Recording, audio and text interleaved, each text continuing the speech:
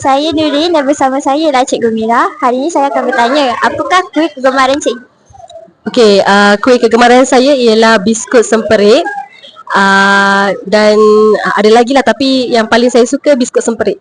Okey, kenapa tu cikgu? Sebab biskut semperit ni kalau setiap kali sebelum raya, mak saya selalu buat biskut tu. Jadi saya dan adik-adik yang lain akan makanlah biskut tu sampai mak saya buat banyak kali. Tapi dia memang jadi kegemaran kami sampailah sekarang. Okey, terima kasih cikgu.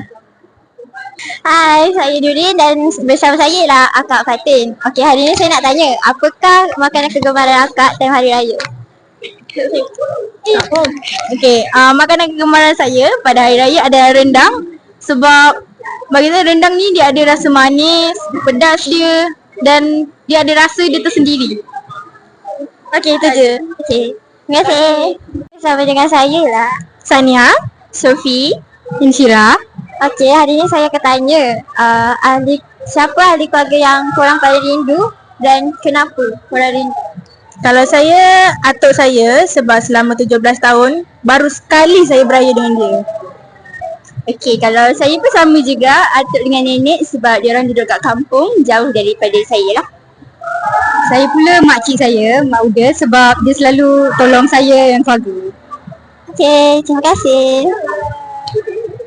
Apakah kenangan yang paling menarik dekat kampung awak?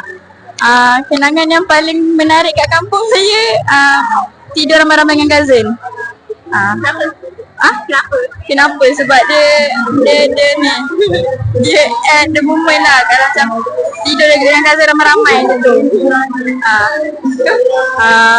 Benda menarik yang dekat kampung saya dululah masa saya cakap dulu masa saya kecil-kecil saya selalu sangat panjat pokok.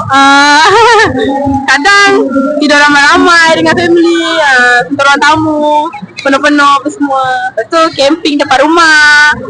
Tu je. Okay, terima kasih.